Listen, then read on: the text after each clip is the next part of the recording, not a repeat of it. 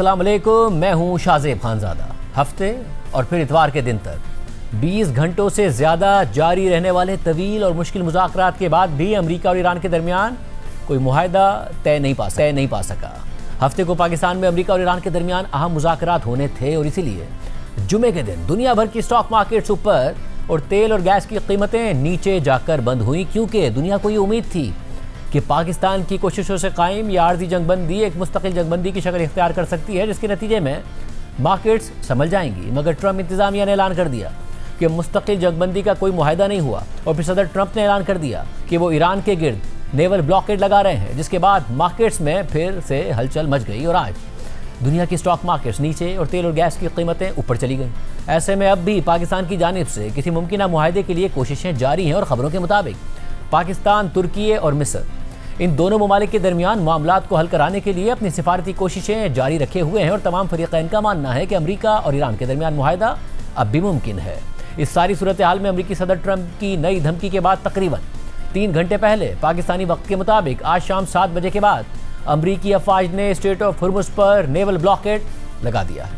इसका मतलब यह है कि जैसे ईरान स्ट्रेट ऑफ हुर्मुज़ से दुनिया भर के ममालिक के लिए जाने वाले अरब ममालिक के तेल और गैस को रोक रहा था, जाने नहीं दे रहा था, वैसे ही अब अमरीका इस रास्ते पर कंट्रोल सख्त करके ईरान से दुनिया को जाने वाले तेल और गैस को रोकेगा। इस सूरत हाल पर ईरान की जानिब से भी सख्त रद्द-ए-अमल सामने आ रहा है और कशीदगी में इजाफा हो रहा है और ये ख़तरा भी है कि कहीं अमेरिका और चीन इस सारी सूरत हाल में आमने सामने ना आ जाए, क्योंकि ईरान का ज़्यादा तेल तो चीन ख़रीदता है। इस हवाले से अहम तफसीलात आपके सामने रखेंगे कि अमेरिका के इस इक़दाम से दुनिया भर में तेल की बढ़ती हुई किल्लत पर मज़ीद क्या असरात पड़ेंगे और मज़ीद कौन कौन से ममालिक इस तनाज़े में शामिल हो सकते हैं। मगर पहले मुज़ाकरात के हवाले से आपको बता दें कि पाकिस्तान अब भी अमेरिका और ईरान के दरमियान किसी मुआहदे के लिए पुरुमीद है और हमारे ज़राए के मुताबिक पाकिस्तान की कोशिश है कि 21 अप्रैल को इस आर्जी जंग बंदी के खात्मे से पहले दोनों फरीक़ैन के दरमियान मुज़ाकरात का और दौर हो जाए और इस हवाले से उम्मीद भी है कि ऐसा हो जाएगा।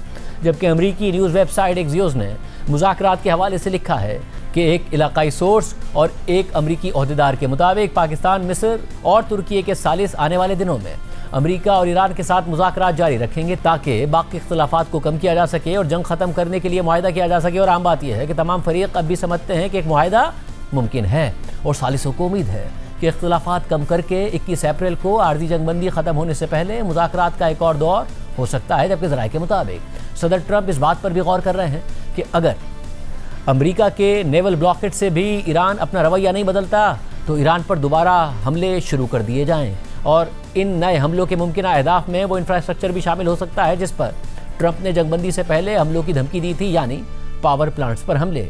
एक अमरीकी ओहदेदार के मुताबिक ईरान के गिर्द नेवल ब्लॉकेड और पाकिस्तान में जारी मुज़ाकरात से वापसी अमरीका की मुज़ाकराती हिकमत अमली का हिस्सा है।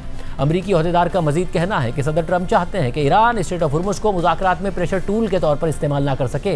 रिपोर्ट में मजीद लिखा है कि एक इलाकाई सोर्स के मुताबिक मुज़ाकरात में मुकम्मल डेडलॉक नहीं है और दरवाज़ा अभी बंद नहीं हुआ है। दोनों तरफ से सौदेबाजी की जा रही है, ये एक बाजार है।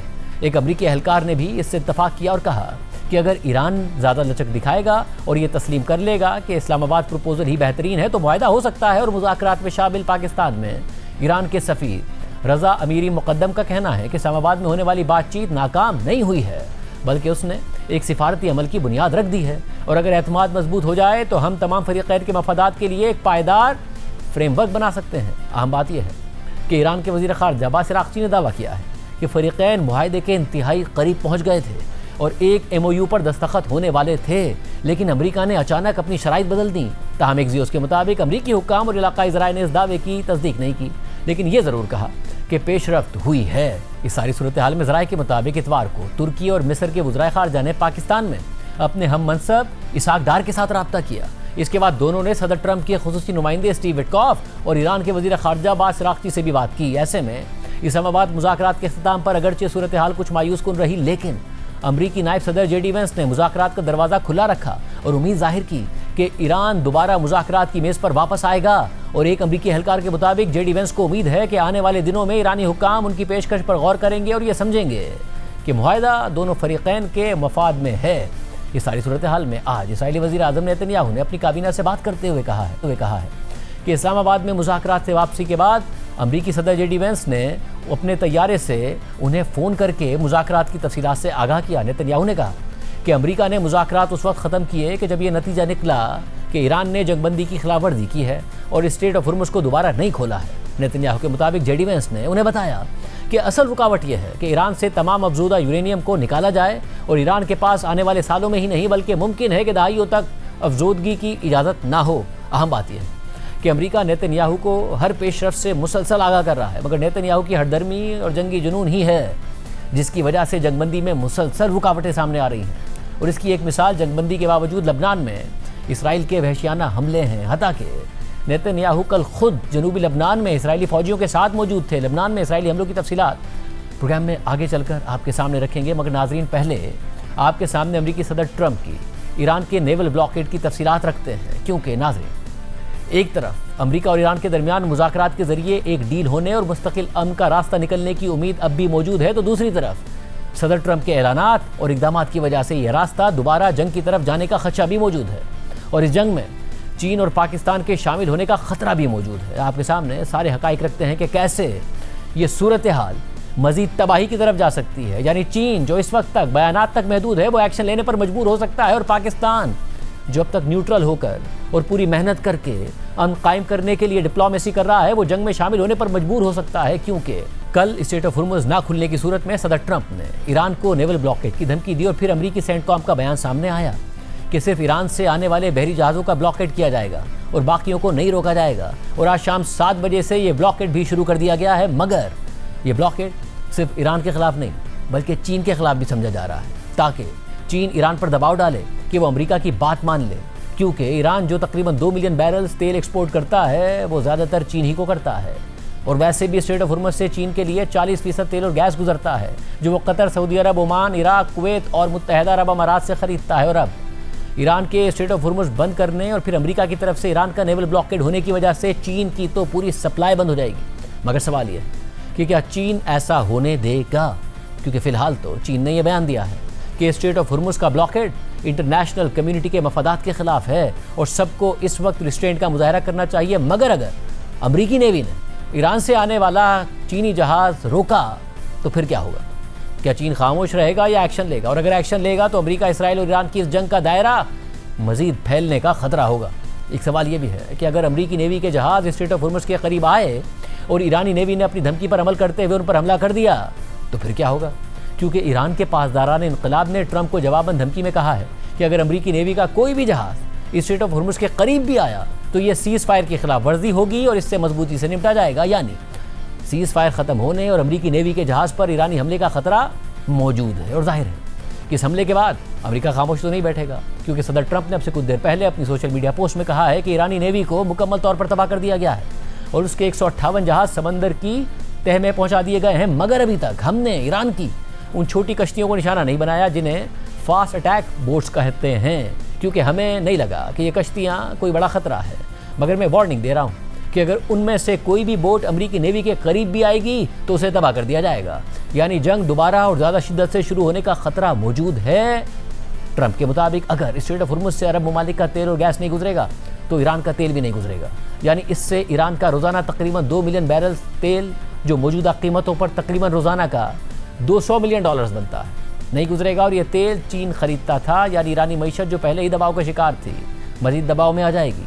हालांकि ईरान जंग शुरू होने के बाद जब स्ट्रेट ऑफ हुर्मुज़ बंद हुई और दुनिया में तेल की सप्लाई मुतासिर होने की वजह से तेल की कीमतें $110 फी बैरल से तजावुज़ कर गई तो ख़ुद अमरीका ने रूस और ईरान से तेल खरीदने की पाबंदी उठा ली। और अब कल अमरीका के acting deputy attorney general Todd Blanche ने ऐलान कर दिया है कि जो भी ईरान से पाबंदी शुदा तेल खरीदेगा अमरीका उसके खिलाफ भरपूर कानूनी कार्रवाई करेगा। मगर क्या किसी भी सूरत में चीन और रूस ये बर्दाश्त करेंगे कि इस खित्ते में समुद्री तिजारत पर अमरीका का इस तरह कब्जा हो कि जो जहाज़ गुजरे वो अमरीका की मर्जी से गुजरे? यानी सदर ट्रंप ने सदर बनने के बाद ग्लोबल ट्रेड और रूल बेस्ड ऑर्डर को हिलाकर रख दिया और इस ऑर्डर में दुनिया भर के समंदरों में आज़ाद तिजारत भी शामिल थी और ये आज़ाद तिजारत यकीनी बनाने में अमरीका का बहुत बड़ा किरदार था। और अब ईरान जंग के बाद उसी अमरीका का समंदर में आज़ाद तिजारत को ब्लॉक करने में सबसे बड़ा किरदार नजर आ रहा है। पहले ईरान ने स्ट्रेट ऑफ हुर्मुज़ बंद की और अब ईरान से स्ट्रेट ऑफ हुर्मुज़ खुलवाने के लिए सदर ट्रंप ने उसे मज़ीद बंद कर दिया है। यानी पहले बैनुल-अक़वामी मार्केट से स्ट्रेट ऑफ हुर्मुज़ से कुवैत, कतर, इराक, मुत्तहदा अरब अमारात और सऊदी अरब का तेल और गैस गायब था और अब ईरान का तकरीबन 2 मिलियन बैरल्स भी गायब हो जाएगा। यानी तेल की सप्लाई को और मुतासिर कर दिया गया है, जिससे बैनुल-अक़वामी मार्केट में तेल की कीमतों में आज खुलते ही 10% का इजाफा देखने में आया। और अब ट्रंप चीन से कह रहे हैं कि अगर आपको तेल लेना है तो अपने जहाज़ वेनेजुएला भेज दो या अमेरिका भेज दो, क्योंकि हमारे पास बहुत तेल है। कल रात को अमेरिकी सदर ट्रंप ने मीडिया से बात करते हुए कहा कि बहुत से जहाज़ हमारे मुल्क की तरफ आ रहे हैं ताकि अमेरिका से तेल भर कर ले जाएं। हमारे पास रूस और सऊदी अरब दोनों से मिलाकर भी ज़्यादा तेल है और हमें आबनाए हुर्मुज़ से गुजरने की ज़रूरत भी नहीं पड़ती। There are many boats heading toward our country to fill up with oil and then go and take it. So they're not going to go through the Hormuz Strait. And ultimately that'll be corrected. But in the meantime, they're using us. We have more oil because of drill baby drill. We have more oil than Russia and Saudi Arabia put together. So if you look at Russia and Saudi Arabia, two big ones, we have much more oil than they have put together. And what's happening is boats are coming over here, filling up. We don't have to go through the Hormuz. यानी इस वक्त भी सदर Trump को यह फिक्र नहीं है कि अरब इत्तेहादियों का तेल और गैस कैसे बिकेगा, बल्कि अपने दोस्त ममालिक के नुकसान में भी मुनाफा कमाने की कोशिश कर रहे हैं सदर ट्रंप। नाज़रीन, फिलहाल तो चीन के पास 1.2 अरब बैरल्स के स्ट्रेटेजिक रिजर्व्स हैं, जो उसकी 3 से 4 महीने की ज़रूरत के लिए काफ़ी हैं। और चीन रूस से भी पहले से ज़्यादा तेल खरीद रहा है। मगर सवाल यह है कि अगर ईरान जंग और स्ट्रेट ऑफ हुर्मुज़ की बंदिश तवील होती गई तो फिर क्या होगा और चीन क्या करेगा। दिलचस्प बात यह है कि स्ट्रेट ऑफ हुर्मुज़ कई दहाइयों से अमेरिका और ईरान के दरमियान एक म्यूचुअल डेटरेंस का काम करती थी। यानी ईरान ने स्ट्रेट ऑफ हुर्मुज़ माजी में इसलिए बंद नहीं की कि कहीं उसके नतीजे में अमेरिका हमला ना कर दे, और अमेरिका ने इसलिए हमला नहीं किया कि कहीं उसके नतीजे में ईरान स्ट्रेट ऑफ हुर्मुज़ को बंद ना कर दे। और फिर ट्रंप ने नेतन्याहू के कहने पर ईरान पर हमला कर दिया और ईरान ने स्ट्रेट ऑफ हुर्मुज़ को बंद कर दिया। और अब अमेरिका और ईरान के दरमियान मुकाबला हो रहा है कि कौन स्ट्रेट ऑफ हुर्मुज़ को ज़्यादा बंद कर सकता है। मगर क्या बात यहीं रुक जाएगी, क्योंकि अरब ममालिक में कतर और कुवैत का सारा तेल और गैस स्ट्रेट ऑफ हुर्मुज़ से ही गुजरता है और गुजर सकता है। मगर सऊदी अरब और मुत्तहदा अरब अमारात के पास मुतबादिल रास्ता है। सऊदी अरब ने अपने मुल्क में 850 किलोमीटर तवील नॉर्थ साउथ पाइपलाइन बनाकर रेड सी में अपनी यानबू पोर्ट तक तेल पहुंचाने का रास्ता निकाला है। Saudi Arab straight of Hormuz से रोज़ाना 10 मिलियन बैरल्स तेल सप्लाई करता था, और अभी गुज़िश्ता हफ्ते सऊदी अरब ने ऐलान किया कि वो अब रेड सी में अपनी यानबू पोर्ट से 7 मिलियन बैरल्स तेल सप्लाई कर रहा है। इसी तरह मुत्तहदा अरब अमारात ने भी स्ट्रेट ऑफ हुर्मुज़ को बाईपास करने के लिए अपने मुल्क में फुजेरा पोर्ट तक 380 किलोमीटर तक की पाइपलाइन बिछाई है। और जंग से पहले मुत्तहदा अरब अमारात स्ट्रेट ऑफ हुर्मुज़ से रोज़ाना तकरीबन 3 मिलियन बैरल्स तेल सप्लाई करता था, और फुजेरा पोर्ट से उसके पास तकरीबन 15 लाख बैरल्स तेल सप्लाई करने की सलाहियत है। और ईरान जंग के बाद क्योंकि तेल की कीमतें बहुत बढ़ गई हैं, तो सऊदी अरब और मुत्तहदा अरब अमारात की सप्लाई में कमी का नुकसान कीमतों में इजाफे से तकरीबन पूरा हो जाएगा। मगर यहाँ एक मसला है, और वो ये है कि क्या ईरान ये बर्दाश्त कर लेगा कि अमरीकी ब्लॉकेड की वजह से उसका एक बैरल भी तेल ना बिके और सऊदी अरब और मुत्तहदा अरब अमारात मुतबादिल रास्ते से तेल बेचकर डॉलर्स कमाते रहें। क्योंकि 28 फरवरी को जंग शुरू होने के बाद भी ईरान ने मुत्तहदा अरब अमारात की फुजेरा पोर्ट और सऊदी अरब की यानबू पोर्ट पर हमले करके उनकी तेल की सप्लाई मुतासिर करने की कोशिश की, और वो मुतासिर हुई भी थी। तो अब नेवल ब्लॉकेड के बाद ईरान क्या करेगा। दूसरी तरफ ईरान की प्रॉक्सी यमन के हौसी बागी, जो नवंबर से कोई हमले नहीं कर रहे थे, उन्होंने ईरान जंग के बाद इसराइल पर हमले भी किए और ये दावा भी किया कि वो ये हमले ईरान के साथ मुकम्मल कोऑर्डिनेशन के साथ कर रहे हैं। और ये भी वाज़ेह हो कि ये हौसी बागी माजी में रेड सी से गुजरने वाले समुद्री जहाज़ों पर भी हमले करते रहे हैं। तो फिर सवाल ये है कि क्या हौसी बागी रेड सी में सऊदी अरब के तेल के जहाज़ों पर हमले नहीं करेंगे। अगर अरेबियन सी में स्ट्रेट ऑफ हुर्मुज़ बंद है, तो क्या ये हौसी बागी रेड सी में बाबुल मंदब के रास्ते को बंद करने की कोशिश नहीं करेंगे। ईरानी मीडिया के मुताबिक ईरानी हुकूमत ये कह रही है कि अगर सदर ट्रंप स्ट्रेट ऑफ हुर्मुज़ को बंद करेंगे तो वो बाबुल मंदब को भी खो देंगे। अब बाबुल मंदब रेड सी में वो गुजरगाह है जहाँ से दुनिया की 12% समुद्री तिजारत होती है, और ये यमन और अरेबियन पेनिनसुला के दरमियान एक बारीक समुद्री रास्ता है। और अगर स्ट्रेट ऑफ हुर्मुज़ के साथ बाबुल मंदब भी बंद हुआ तो बैनुल-अक़वामी मार्केट से तेल की सप्लाई और कम हो जाएगी और कीमतें मज़ीद आसमान को पहुँच जाएंगी। और एक और संजीदा मामला यह है नाज़रीन कि पाकिस्तान, जिसका सऊदी अरब के साथ दिफाई मुआहदा है, वो इस सूरत में क्या करेगा। अब तक पाकिस्तान ने न्यूट्रल किरदार अदा किया है। अमेरिका और ईरान दोनों ने पाकिस्तान पर एतमाद का भी इजहार किया है और पाकिस्तान के किरदार की तारीफ भी की है। पाकिस्तान ने ईरान पर इसराइल और अमेरिका के हमलों की मजम्मत की और ईरान के अरब ममालिक पर हमलों की भी मजम्मत की, और साथ ही सऊदी अरब और ईरान के दरमियान शटल डिप्लोमेसी करके सऊदी अरब पर ईरान के हमले भी पाकिस्तान ने रुकवाए, और सऊदी अरब ने ये गारंटी भी दी कि वो अपनी सरजमीन भी ईरान के खिलाफ इस्तेमाल नहीं होने देगा। मगर नाज़रीन, 11 अप्रैल को सऊदी अरब की वज़ारत दिफा ने यह ऐलान किया कि पाकिस्तान की मिलिट्री फोर्स और फाइटर तैयारे सऊदी अरब की किंग अब्दुल अजीज़ एयरबेस पर पहुंच चुके हैं, और वो भी पाकिस्तान और सऊदी अरब के दरमियान ज्वाइंट स्ट्रेटेजिक डिफेंस एग्रीमेंट के तहत। यानी अगर ईरान ने सऊदी अरब पर हमला कर दिया तो पाकिस्तान भी सऊदी अरब का साथ देगा। यानी नाज़रीन, मुज़ाकरात को आगे बढ़ाकर डील के ज़रिए ही रास्ता निकालना अमेरिका, ईरान और सारी दुनिया के लिए बेहतर है, वरना दुनिया में तबाही ही तबाही होगी। क्योंकि सदर ट्रंप दावा तो कर रहे हैं कि अमेरिकी नेवी स्ट्रेट ऑफ हुर्मुज़ में बिछाई गई ईरान की बारूदी माइंस क्लियर कर देगी, मगर अगर वो ऐसा कर भी दे और ईरान फिर भी दावा करे कि उसने मज़ीद नेवल माइंस बिछा दी हैं या नेवल माइंस क्लियर नहीं हुई हैं और असल में ऐसा ना भी हो, तो भी दुनिया में कौन सी शिप कंपनी है जो सदर ट्रंप की बात पर यकीन करके ये रिस्क लेगी और अपना जहाज़ स्ट्रेट ऑफ हुर्मुज़ से गुजारेगी? दुनिया की कौन सी इंश्योरेंस कंपनी है जो इस जहाज़ को इंश्योर करेगी और अगर करेगी तो इतना महंगा प्रीमियम चार्ज करेगी कि उससे तेल और गैस की कीमतें और दीगर अशिया की कीमतें और बढ़ जाएंगी? और ट्रंप ये कह तो रहे हैं कि जिसे तेल ख़रीदना है वो अमेरिका से ख़रीद ले, मगर अगर एशिया के ममालिक मशरिक़ वस्ता की जगह अमेरिका से तेल खरीदेंगे तो जो तेल अरब ममालिक से 15 से 20 दिन में आता है वो अमेरिका से 40 से 50 दिन में आएगा। यानी दुगने से ज़्यादा सफ़र होगा तो दुगने से ज़्यादा जहाज़ भी दरकार होंगे, मगर इतने जहाज़ तो दुनिया में दस्तयाब ही नहीं है। जबकि अमेरिका के पास 4 से 5 मिलियन बैरल्स तेल एक्सपोर्ट करने की सलाहियत है, जबकि कमी इससे कई गुना ज़्यादा है। यानी स्ट्रेट ऑफ हुर्मुज़ खुले बगैर दुनिया में तेल और गैस की कमी पूरी होने का कोई रास्ता नहीं है और मुज़ाकरात के अलावा स्ट्रेट ऑफ हुर्मुज़ खुलने का भी कोई इम्कान नहीं है। मुज़ाकरात के हवाले से अब भी उम्मीदें बरकरार हैं। ईरान और पाकिस्तान में पस पर्दा क्या चल रहा है, आम तफसीलात बताने के लिए हमारे साथ वाशिंगटन से सीनियर सहाफ़ी इदरीस अली और इस्लामाबाद से कामरान यूसुफ मौजूद है। आप दोनों का बहुत शुक्रिया। इदरीस, पहले आप बताइएगा, ज़ाहिर नेवल ब्लॉकेड शुरू हो गया है। अब ट्रंप का तो ये मौक़िफ़ है कि अगर ईरान किसी और का जहाज़ नहीं गुजरने देगा तो हम ईरान का जहाज़ नहीं गुजरने देंगे। अमेरिका में किस तरह देखा जा रहा है इसको, क्योंकि ज़ाहिर ईरान से ज़्यादातर चीन तेल खरीदता है, उनके जहाज़ गुजरते हैं, क्या होगा आगे, किस तरीके से देखा जा रहा है?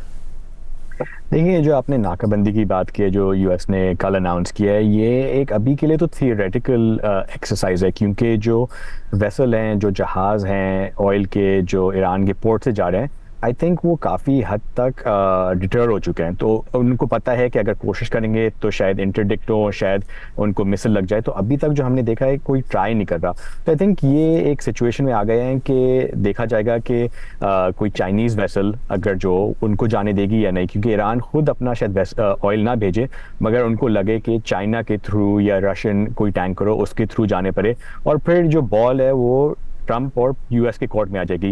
क्या वो एक चीनी या रूस के जहाज के पीछे जाएंगे या नहीं?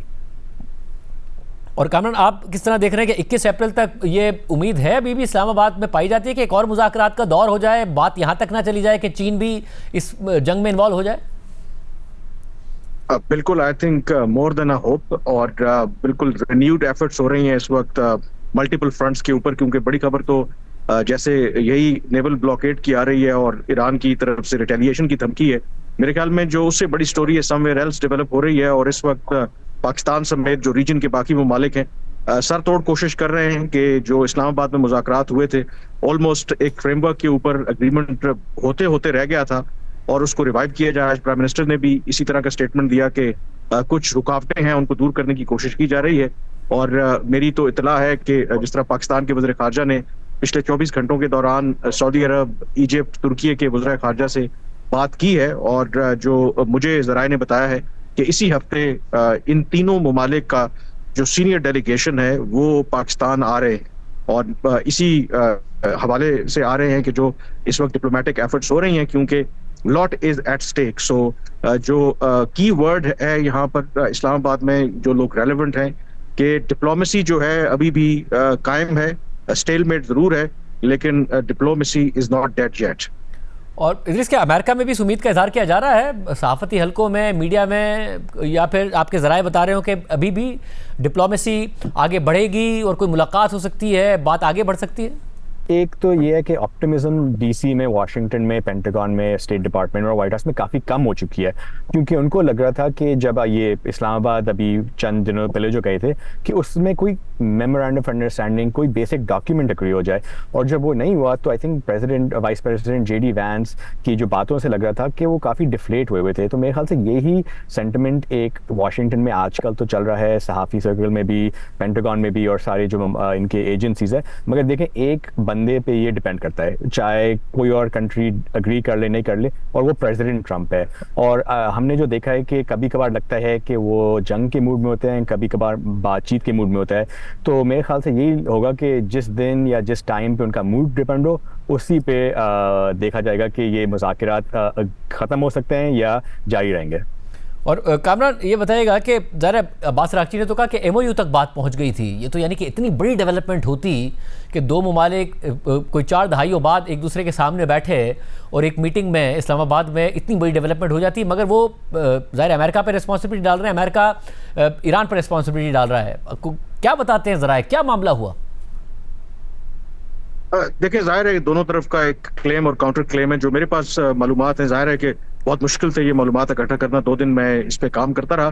तो जब बताया जा रहा है कि मुज़ाकरात का आगाज हुआ, तो जो ईरान की साइड थी वो जरा ज्यादा रिजिड थी, उन्होंने इतनी लचक नहीं दिखाई। लेकिन जैसे जैसे मुज़ाकरात आगे बढ़े तो जो ईरान के रवैये में थोड़ी तब्दीली आई, वो थोड़े ज्यादा फ्लेक्सिबल नजर आए।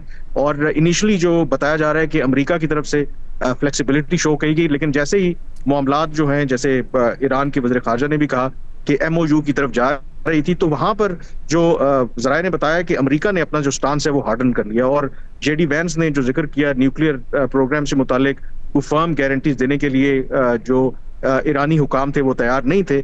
और अमेरिकी मीडिया भी रिपोर्ट कर रहा है, और यहाँ पर भी जो रेलेवेंट लोग हैं उसकी तस्दीक भी कर रहे हैं कि शायद वो एक नुक्ता था बड़ा अहम, और उसमें बुनियादी तौर पर जो अमेरिका है वो एक ब्लैंकेट एश्योरेंस चाह रहा था। एक तो जो ऑलरेडी इनरिच यूरेनियम है उससे वो दस्तबरदार हो ईरान जो है, और दूसरा जो मिनिमम थ्रेश होल्ड है या सिविलियन न्यूक्लियर प्रोग्राम के लिए जो इनरिच करते हैं यूरेनियम ईरान, वो जीरो पर ले आए, और अगले शायद 15-20 सालों तक वो कमिटमेंट करें कि वो इस तरह का कोई स्टेप नहीं लेंगे कि जो यूरेनियम इनरिचमेंट की तरफ जाए। वो शायद एक नुक्ता था कि जहां पर बात आगे नहीं बढ़ सकी। और एक और जो नुक्ता जिस पर अमेरिकी जो डेलीगेशन था उसको कंसर्न्स थे कि जो सीज फायर आर्जी तौर पर पाकिस्तान ने करवाई थी, उसकी एक जो शिक थी कि स्ट्रेट ऑफ हॉर्मुज़ को दोबारा खोला जाएगा। लेकिन अमेरिकी हुकाम का या JD वैंस का ये कहना था कि ईरान ने उसकी पासदारी नहीं की। लेकिन हैविंग सेड दैट, जो ओवरऑल अभी भी ये सेंटिमेंट पाया जाता है कि वो जो ड्राफ्ट फ्रेमवर्क अभी भी टेबल के ऊपर मौजूद है, उसमें कुछ इधर उधर रद्दोबदल करके अभी भी मामलात को आगे बढ़ाया जा सकता है। और ये अमेरिकी सदर ट्रंप का ये जो ब्लॉकेट वाला मामला है, इसको एक टैक्टिकल मूव के तौर पर देखा जा रहा है, शायद दबाव डालने के लिए ईरान के ऊपर कि वो उनकी टर्म्स के ऊपर मुआहदा करें। बहुत शुक्रिया नाज़रीन, तज़किया इस्लामाबाद से आपने सुना। दूसरी तरफ अमेरिका और ईरान के दरमियान मुज़ाकरात में जहां दीगर मामलात पर इख्तलाफ की खबरें सामने आई हैं, वहीं ये खबर भी सामने आई है कि ईरान लबनान में सीज़ फायर चाहता है, मगर इसराइल पहले ही वाज़ेह कर चुका है कि लबनान का मामला अमेरिका और ईरान के दरमियान सीज़ फायर का हिस्सा नहीं है। और ख़ुद इसराइली वज़ीर आज़म नेतन्याहू ने जनूबी लबनान में इसराइल के कायम करदा बफर जोन का दौरा किया, वहाँ पर इसराइली फ़ौजियों से मुलाकात की और कहा कि अभी बहुत कुछ करना है और हम वो कर रहे हैं। इसराइली फोर्सेस के मुताबिक जनूबी लबनान में बिन जबेल पर कंट्रोल हासिल करने की कोशिश की जा रही है और इसराइली फोर्सेस ने इस इलाके को चारों तरफ से घेर लिया है। साथ ही ये खबर भी सामने आ रही है कि मंगल को वाशिंगटन में लबनानी और इसराइली सफ़ीरों के दरमियान सीज़ फायर के लिए बातचीत शुरू होने का भी इम्कान है। और इसराइली कार्रवाइयों में अब तक लबनान में 2000 से ज़्यादा अफराद शहीद हो चुके हैं और 10 लाख से ज़ायद लबनानी अपना घर छोड़ने पर मजबूर हो चुके हैं। लबनान में इसराइली कार्रवाइयों के नतीजे में ज़ख्मी और शहीद होने वाले अफराद की दर्दनाक कहानियाँ सामने आ रही हैं। इसराइल ने चंद घंटों में लबनान में 350 अफराद शहीद कर दिए, जिनमें ख़वातीन, मर्द, बूढ़े, बच्चे सब शामिल हैं। अल जज़ीरा ने उनमें से कुछ अफराद की दर्दनाक तफसीलात बताई हैं जो आपके सामने बयान करते हैं, क्योंकि ये वो लोग थे जो सुबह उठे तो सीज़ फायर की खबर सुनकर खुश थे और इस उम्मीद में थे कि अब अमन आएगा और कत्ल गारत और जुल्म थम जाएगा। मगर नेतन्याहू ने वही किया जो हमेशा किया है, गज़ा में भी किया और शाम में भी किया है और लबनान में भी सीज़ फायर की खिलाफ वर्जी करते हुए इन मासूम अफराद को शहीद कर दिया है।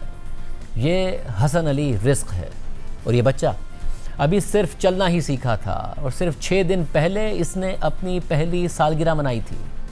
पूरी ज़िंदगी उसे अभी गुजारनी थी, मगर फिर इसराइल की बदतरीन बमबारी में ये बच्चा हसन अली अपनी ज़िंदगी की बाजी हार गया और मलबे में कहीं दब गया।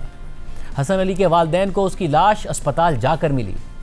ये 3 साला प्यारा बच्चा अहमद हरेरी है जो 5 अफराद की फैमिली में हंसी खुशी बड़ा हो रहा था। और फिर अहमद, उसका भाई हादी और उसकी माँ ज़ैनब तीनों इसराइली बमबारी में शहीद कर दिए गए। वो बमबारी जिसके बारे में इसराइल फ़ख्र से कहता है कि हमने लबनान पर 10 मिनट में 100 बॉम्ब गिराए और इस जालिमाना और सफ़ाकाना हरकत पर भी अमेरिका इसराइल की मजम्मत करने के बजाय उसके साथ खड़ा होता है। ये लमार इब्राहिम साद है। ये किंडरगार्टन स्टूडेंट थी और ये बच्ची अपने खूबसूरत घुंघरियाले बालों की वजह से अपनी क्लास और अपने रिश्तेदारों में मकबूल थी। इस मासूम बच्ची को उसकी मासूम माँ नोहा मशेक के साथ शहीद कर दिया गया। ये हादी इस्माइल है। इसे स्कूल जाना बहुत पसंद था और ये डॉक्टर बनने के ख्वाब देखता था। ये भी उन 30 बच्चों में शामिल था जो उस दिन इसराइल की जुल्म और बर्बरियत का निशाना बने और अपनी ज़िंदगी की बाजी हार गए। ये खौला मेडलेज थी जो अरबी की टीचर थी और इनके स्टूडेंट्स उनसे बहुत प्यार करते थे। ये अपने बच्चों अब्बास और यूसुफ को स्कूल से पिक करने गई थी कि इसराइली बमबारी ने इन सबको ही शहीद कर दिया। ये सोशल वर्कर राना मलाइब थी जो इस जंग से दरबदर होने वाले और अपने घरों से महरूम हो जाने वाले ख़ानदानों में मेडिसन और इमदाद तकसीम कर रही थी और इसराइली बमबारी का निशाना बन गई। ये खातून सलमा थी। ये प्यार और ज़िंदगी के हवाले से अपनी शायरी के बारे में जानी जाती थी और ये भी अपने शौहर के साथ इसराइली बमबारी में शहीद कर दी गई। राना नाजी अपनी बेटियों के लिए दूध खरीदने घर से निकली थी मगर फिर कभी लौट कर नहीं आई और उनकी बेटियां उनकी राह तकती रह गईं। और फिर राना नाजी की लाश उस फार्मेसी के मलबे तले मिली जिसे इसराइल ने अपनी बमबारी से तबाह कर दिया था। जबकि ओला अतार एक बेवा थी जिनके शौहर 2020 में बैरूत में होने वाले तबाहकुन धमाके में अपनी जान की बाजी हार गए थे और उस वक्त से ओला अतार अपने शौहर के लिए इंसाफ की जंग लड़ रही थी कि हुक्काम का एहतसाब किया जाए कि क्यों ऐसा तबाहकुन धमाका हुआ कि जिसमें उनके शौहर समेत सैकड़ों लोगों की जानें चली गई। मगर फिर इसराइली बमबारी में ओला अतार भी शहीद कर दी गई और उनकी 2 बेटियां जो बाप को पहले ही खो चुकी थीं, उन यतीम बच्चियों ने अब अपनी माँ भी खो दी है और उनके आगे उनकी सारी ज़िंदगी पड़ी है। ये गदा दाइक हैं। ये लबनान के एक प्राइवेट रेडियो स्टेशन सात अल फरह पर प्रेजेंटर थी। ये अपने घर में मौजूद थी कि इसराइली बमबारी ने इन्हें भी शहीद कर दिया। ये फातिमा महाज हैं। ये 2024 से अपने भाई की वापसी के लिए जिद्दोजहद कर रही थी जिसे 2024 में इसराइली फ़ौज उठाकर ले गई थी और अब उसी इसराइली फ़ौज ने उस फार्मेसी पर बमबारी कर दी जहां फातिमा महाज काम करती थीं और उनकी जान लेकर उनके साथ ही उनके भाई के साथ मुलाकात की उम्मीदों को भी हमेशा हमेशा के लिए ख़त्म कर दिया। और इस सब के बाद भी इसराइली फ़ौज और हुकूमत ये दावा करती है कि 10 मिनट में 100 हमले करके असल में हिज़्ब के कमांडर्स को टारगेट किया गया। और इन दावों और जंगी जराइम के बावजूद भी अमेरिका इसराइल की सपोर्ट में खड़ा रहता है और आज भी खड़ा है। लबनानी ऑफिशियल्स के मुताबिक इसराइल 2 मार्च से अब तक लबनान में 2000 से ज़ायद अफराद को मार चुका है। दूसरी जानिब रूस और चीन के हवाले से पहले भी खबरें आती रही हैं कि उन्होंने अमरीकी और इसराइली हमलों के ख़िलाफ़ ईरान की फ़ौजी मदद की है और दोनों ममालिक के हवाले से ये खबरें भी सामने आईं कि ईरान की तरफ से ख़ित्ते में मौजूद 13 अमरीकी बेसिस को इंतहाई दुरुस्ती से यानी प्रिसिशन से निशाना बनाने की वजह यह है कि चीन और रूस ईरान को अपनी सैटेलाइट्स के ज़रिए डेटा फराहम कर रहे हैं जिससे ईरानी मिसाइल्स और ड्रोन्स इंतहाई प्रिसिशन के साथ अपने अहदाफ को निशाना बना रहे हैं। और अब अमरीकी मीडिया दावा कर रहा है कि जंगबंदी के हालिया अरसे में चीन ईरान की फ़ौजी मदद की कोशिश कर रहा है जिस पर अमरीकी सदर ट्रंप ने चीन को 50% टैरिफ लगाने की धमकी दी है। CNN ने अमरीकी इंटेलिजेंस ज़राए के हवाले से लिखा है कि चीन जंगबंदी के बाद और दौरान ईरान को असलहा भेजने की तैयारी कर रहा है। रिपोर्ट के मुताबिक हालिया इंटेलिजेंस मालूमात से वाकिफ़ 3 अफराद का कहना है कि चीन आइंदा चंद हफ्तों में ईरान को नए फ़िज़ाई दिफाई सिस्टम्स फराहम करने की तैयारी कर रहा है। ये एक इश्तियाल अंगेज़ कदम होगा, ख़ास तौर पर इसलिए क्योंकि चीन ने कहा था कि उसने अमेरिका और ईरान के दरमियान जंगबंदी करवाने में मदद की है। सदर ट्रंप भी अगले माह के शुरू में चीनी सदर शी जिनपिंग से मुज़ाकरात के लिए चीन जाने वाले हैं। रिपोर्ट के मुताबिक ये इंटेलिजेंस मालूमात इस बात की भी निशानदही करती हैं कि शायद ईरान इस जंगबंदी को एक मौके के तौर पर इस्तेमाल कर रहा है ताकि अहम गैर मुल्की पार्टनर्स की मदद से अपने कुछ वेपन सिस्टम्स को दोबारा हासिल कर सके। 2 ज़राए ने CNN को बताया कि ऐसे इशारे मौजूद हैं कि चीन इन शिपमेंट्स को तीसरे ममालिक के ज़रिए मुंतकिल करने पर काम कर रहा है ताकि इनको खुफिया रखा जा सके। ज़राए के मुताबिक चीन जो सिस्टम्स मुंतकिल करने की तैयारी कर रहा है वो कंधे पर रखकर चलाए जाने वाले फ़िज़ाई दिफाई मिसाइल सिस्टम्स हैं जिन्हें मैनपैड्स कहा जाता है। ये कम बुलंदी पर परवास करने वाले अमरीकी फ़ौजी तैयारों के लिए ख़तरा बन सकते हैं जैसा कि हालिया जंग के दौरान भी हुआ था। और अगर जंगबंदी ख़त्म हो गई तो दोबारा ऐसा हो सकता है। जब CNN ने इस हवाले से ट्रंप से सवाल किया कि क्या उन्होंने शी जिनपिंग से इस मसले पर बात की है तो ट्रंप ने इशारा दिया कि अगर चीन ईरान को हथियार भेजेगा तो उसे नताइज का सामना भी करना पड़ेगा। ताहम उन्होंने ये नहीं बताया कि उन्होंने चीनी सदर से बात की है या नहीं की है। इस हवाले से सदर ट्रंप ने एक टीवी इंटरव्यू में कहा है कि शायद चीन ने शुरू में ईरान की थोड़ी बहुत मदद की हो, मेरा नहीं ख्याल कि वो मजीद ऐसा करेंगे, लेकिन अगर हमने उन्हें ऐसा करते हुए पकड़ लिया तो उन पर 50% टैरिफ लगेगा। You said the other day that any country that supports Iran and sends military equipment to Iran will face a 50% tariff if they try to bring products. Did you refer to China? Did you mean China? Yes, and other people, but yes, China too. If we find that China, because I hear news reports, so a news report doesn't mean much to me because they're so fake, but I hear news reports about China giving the shoulder missiles, what's called a shoulder missile, anti-aircraft missile. I doubt they would do that because I have a relationship and I think they wouldn't do that, but maybe they did a little bit at the beginning, but I don't think they would anymore. No, but if we catch them doing that, they get a 50% tariff, which is that's a staggering amount. CNN ने अपनी report में मजीद लिखा है कि Washington में चीनी सिफारत खाने के तर्जुमान ने कहा कि चीन ने इस तनाज़े में किसी भी फरीक को कभी हथियार फराहम नहीं किए हैं और ज़ेर बहस मालूमात दुरुस्त नहीं है। एक जिम्मेदार बड़ी ताकत के तौर पर चीन मुसलसल अपनी बैनुल-अक़वामी जिम्मेदारियाँ पूरी करता रहा है और अमेरिका से मुतालबा करता है कि वो बेबुनियाद इल्ज़ामात लगाने, गलत ताने बाने बुनने और सनसनी फैलाने से गुरेज करे। जब से अमेरिका, इसराइल और ईरान की जंग शुरू हुई है, चीन जंग बंदी और तनाज़े के खात्मे के लिए काम कर रहा है। CNN के मुताबिक ट्रंप ने गुज़िश्ता पीर को एक न्यूज़ कॉन्फ्रेंस के दौरान इशारा दिया था कि ईरान की फ़िज़ाओं में गुज़िश्ता दिनों मार गिराया जाने वाला F-15 लड़ाका तैयारा एक हाथ से कंधे पर रखकर दागे जाने वाले मिसाइल से निशाना बनाया गया था, जो हीट यानी हरारत तलाश करते हुए आगे बढ़ता है और अपने टारगेट को निशाना बनाता है। जबकि ईरान ने कहा था कि उसने एक नए फ़िज़ाई दिफाई निज़ाम का इस्तेमाल करते हुए तैयारे को मार गिराया था। ताहम मज़ीद तफसीलात फराहम नहीं की गई थी। ये वाज़ेह नहीं है कि वो निज़ाम चीनी साख्ता था या नहीं था। CNN के मुताबिक अमेरिका और इसराइल की जानिब से जंग छेड़े जाने के बाद ईरान को ऐसे हथियार भेजना चीन की जानिब से ईरान की हिमायत में इजाफा समझा जाएगा। ज़राए के मुताबिक चीनी कंपनियां ईरान को पाबंदियों के बावजूद दोहरे इस्तेमाल की टेक्नोलॉजी फराहम करती रही हैं, जिससे ईरान को हथियार बनाने और अपनी नेविगेशन की सलाहियतों को बेहतर बनाने में मदद मिलती है। लेकिन अगर चीनी हुकूमत खुद बराह रास्त वेपन सिस्टम्स फराहम करे तो ये इमदाद का एक नया लेवल होगा। CNN के मुताबिक सदर ट्रंप की आइंदा माह बीजिंग में शी जिनपिंग से मुलाकात मुतवक्के है और व्हाइट हाउस ने यह भी कहा था कि जंग बंदी मुज़ाकरात के दौरान इसी हफ्ते अमेरिका और चीन के दरमियान आला सतह की बातचीत भी हुई थी।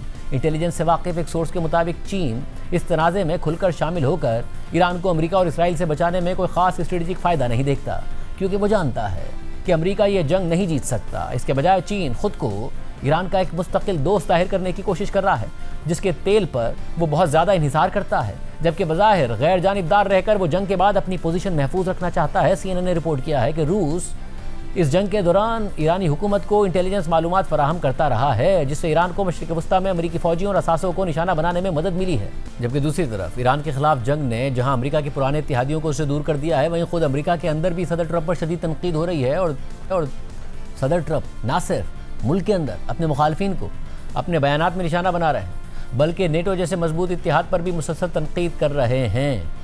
अब अपने इत्तेहादियों पर ज़बानी हमले करने के बाद सदर ट्रंप ने अपनी तोपों का रुख कैथोलिक ईसाइयों के रूहानी पेशवा पोप लियो की तरफ भी मोड़ दिया है, जिन्होंने जंग के मुकाबले में अमन की बात की थी। और अब सूरत हाल ये है कि अमरीकी सदर ट्रंप पोप लियो के खिलाफ हो गए हैं, जबकि ईरानी सदर मसूद पेज़ेश्कियान ने उनके हक में बयान दे दिया है और पोप लियो ने कह दिया है कि मुझे तनकीद की कोई परवाह नहीं है, मैं अमन की बात करता रहूँगा। ये बात वाज़ेह हो कि पोप लियो तारीख़ के पहले पोप हैं जो अमेरिका से ताल्लुक़ रखते हैं। हफ्ते के रोज़ पोप लियो ने वेटिकन सिटी में हफ्तावार दुआया खिताब किया और इस दौरान उन्होंने मशरिक़ वस्ता, यूक्रेन और सूडान में जंगबंदी का मुतालबा किया। उन्होंने कहा था कि खुदा का नाम भी मौत की बहस में घसीटा जा रहा है। जंग और ताकत का मुजाहरा अब बहुत हो गया है। Trascinato nei discorsi di morte persino il nome santo di Dio, il Dio della vita. Basta con l'idolatria di se stessi e del denaro, basta con l'esibizione della forza, basta con la guerra. Pope Leo का पैगाम बज़ाहिर Trump इंतजामिया के अहदेदारों के लिए था, जिन्होंने हालिया दिनों में अमरीकी फ़ौजी बढ़तरी पर फ़ख्र करते हुए ईरान के खिलाफ जंग को मजहबी बुनियादों पर जायज़ करार देने की कोशिश की। अमरीकी वज़ीर जंग पीट हेग्सेट ने अपने मसीही अक़ीदे का हवाला देते हुए अमरीका को एक मसीही कौम के तौर पर पेश किया था, जो अपने दुश्मनों को शिकस्त देने का हक़ रखती है। उन्होंने ईरान पर हमले को एक मुक़द्दस जंग करार दिया था, जो हज़रत ईसा के नाम पर लड़ी गई और यहाँ तक कि ईरान की जानिब से गिराए गए F-15 तैयारे के एक पायलट को बचाने के वाक़े को भी ऐसे अंदाज में बयान कर दिया जो क़यामत में हज़रत ईसा के दोबारा ज़िंदा होने से मुशाबहत रखता है। पोप लियो के इस बयान पर सदर ट्रंप भी खामोश नहीं रहे और जवाब में कह दिया कि मैं पोप लियो का बड़ा फ़ैन नहीं हूँ, उन्हें जुर्म पसंद है और वो ऐसे आदमी हैं जो जराइम को रोकने पर यकीन नहीं रखते। हम ऐसा पोप नहीं चाहते जो कहे कि जुर्म करना ठीक है। I don't think he's doing a very good job. He likes crime, I guess. We don't like it. We don't like a pope that's going to say that it's okay to have a nuclear weapon. We don't want a pope that says crime is okay in our city. I don't like it. I'm not a big fan of Pope Leo. He's a very liberal person, and he's a man that doesn't believe in stopping crime. He's a man that doesn't think that we should be toying with a country that wants a nuclear weapon so they can blow up the world. I'm not a fan of Pope Leo. इसके बाद सदर Trump की जानिब से truth social पर एक ऐसी AI generated तस्वीर जारी कर दी गई जिसमें वो खुद को हज़रत ईसा के तौर पर दिखाते नजर आए। लेकिन इसके बाद सदर ट्रंप पर बहुत ज़्यादा तनकीद हुई, हत्ता कि उनके हामियों ने भी उन्हें तनकीद का निशाना बनाया, जिसके बाद उन्होंने ना सिर्फ ये पोस्ट डिलीट कर दी बल्कि अब से कुछ देर पहले मीडिया से बात करते हुए इस तस्वीर के हवाले से एक सवाल के जवाब में कहा कि मुझे पहले लगा था कि मुझे इस तस्वीर में एक डॉक्टर दिखाया गया है और मेरे पीछे रेड क्रॉस का लोगो है और मैं लोगों का इलाज कर रहा हूँ, मगर फेक न्यूज़ मीडिया ने इसे गलत रंग दे दिया। यानी ये बात भी सदर ट्रंप ने मीडिया पर डाल दी। इसके अलावा पोप लियो ने आज भी अपने मौक़िफ़ को दोहराया और कहा कि मैं नहीं समझता कि इंजील के पैगाम को इस तरह गलत इस्तेमाल किया जाना चाहिए जैसा कि कुछ लोग कर रहे हैं, और मैं अपनी बात बुलंद आवाज़ में कहता रहूँगा। बहुत से बेगुनाह लोग मारे जा रहे हैं और मेरा ख्याल है कि किसी ना किसी को खड़े होकर यह कहना होगा कि इससे बेहतर तरीक़ा भी मौजूद है। I basically said that the message of the church, my message, the message of the gospel, blessed are the peacemakers. I do not look at my role as being politician. I don't want to get into a debate with him. I don't think that the message of the gospel is meant to be abused in the way that some people are doing. And I will continue to speak out loudly against war, looking to promote peace, promoting dialogue and multilateral relationships among the states, to look for just solutions to problems. Too many people are suffering in the world today. Too many innocent people are being killed. And I think someone has to stand up and say, there's a better way to do this. Trump के बयानात और इक़दामात से बात यहाँ तक आ गई है कि ईरानी सदर मसूद पेज़ेश्कियान ने पोप लियो की हिमायत कर दी और एक्स पर पोस्ट में पोप लियो को मुखातिब करते हुए लिख दिया कि ईरान की अजीम कौम की जानिब से मैं आपके ख़िलाफ़ की गई तौहीन की मज़म्मत करता हूँ और ये ऐलान करता हूँ कि हज़रत ईसा जो अमन और भाईचारे के नबी हैं, उनकी बेहुरमती किसी भी आज़ाद इंसान के लिए काबिल कबूल नहीं है। मैं आपके लिए अल्लाह से इज़्ज़त और अज़मत की दुआ करता हूँ। प्रोग्राम में एक ब्रेक शामिल करते हैं।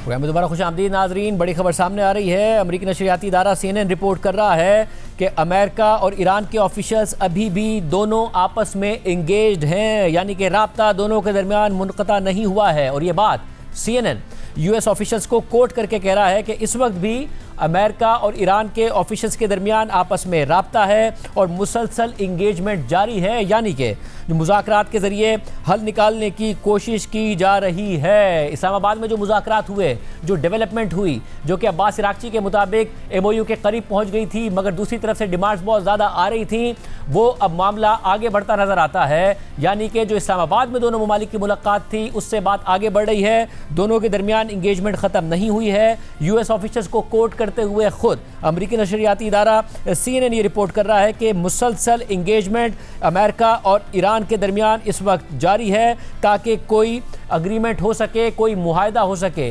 ये CNN की तरफ से रिपोर्ट किया गया है। जबकि हमारे प्रोग्राम में साफ़ी कामरान यूसुफ बता रहे थे कि 3 ममालिक इस वक्त भी एक्टिव हैं, पाकिस्तान समेत, ताकि किसी भी तरीके से इन दोनों ममालिक की मुलाकात कराई जाए। और हमने अपने ज़राए से आपको ये खबर दी थी कि 21 अप्रैल की सीज़ फायर एक्सपायर होने से पहले, यानी 21 अप्रैल तक दोनों ममालिक के दरमियान सीज़ फायर है। हालांकि सदर ट्रंप ने उससे पहले नेवल ब्लॉकेड कर दिया है, मगर उससे पहले दोनों ममालिक की एक और मुलाकात की तवक्को है। और अब CNN की ये स्टोरी इस बात को और तक़वियत दे रही है कि दोनों ममालिक, US ऑफिसर्स को कोट करते हुए CNN कह रहा है कि दोनों ममालिक आपस में राब्ते में हैं और वो राब्ता है मुसलसल इंगेजमेंट का, यानी कि दोनों ममालिक इस वक्त अग्रीमेंट के लिए आपस में बातचीत कर रहे हैं और एक और मुलाकात के बाद उस अग्रीमेंट का इम्कान है। पाकिस्तान भी इस हवाले से मुतहर्रिक है। यानी नाजरीन, इस वक्त भी उम्मीद ख़त्म नहीं हुई है और ये खबर आने के बाद हमें नज़र आ रहा है कि अमरीकी मार्केट्स में तेल की कीमतें बैनुल-अक़वामी मार्केट्स में नीचे गई हैं। खुद अमेरिकी स्टॉक मार्केट ने जो कि नेगेटिव आगाज़ किया था वो हमें मस्बत ग्रीन जोन में जाती नजर आई। तो ओवरऑल जो रिएक्शन है वो इस खबर के बाद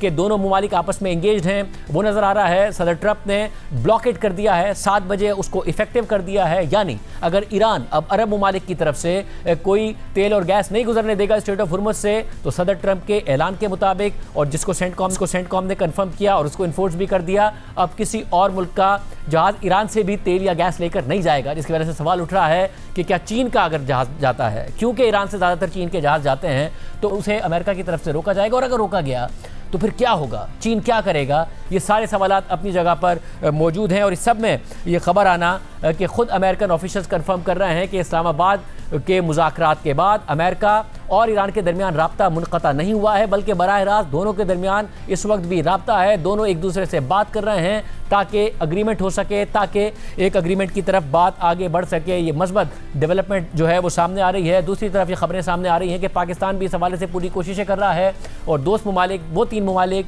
जो कि इन्वॉल्व थे, वो भी भरपूर कोशिशें कर रहे हैं ताकि बात आगे बढ़े। जबकि दूसरी तरफ सदर ट्रंप को एक और धचका लगा है। यूरोपीय मुल्क हंगरी में गुज़िश्ता रोज़ होने वाले पार्लिमानी इंतखाबात में अथॉरिटेरियन ख्यालात रखने वाले फार राइट के पॉपुलिस्ट वज़ीर आज़म और सदर ट्रंप की भरपूर हिमायत से इलेक्शन लड़ने वाले विक्टर ऑर्बन को 16 साल बाद शिकस्त हो गई है, और उनकी के एक पुराने साथी ने उन्हें शिकस्त दे दी है। जिसके बाद अब सवाल उठ रहा है कि ये जो फार राइट का रिवर्सल है वो अमेरिका में भी हो सकता है, और मिड टर्म में सदर ट्रंप की पार्टी बुरी तरह हार सकती है, और फिर उसके बाद सदर ट्रंप को भरपूर मुज़ाहमत का सामना करना पड़ सकता है। आज के प्रोग्राम में इतना ही, अल्लाह हाफ़िज़।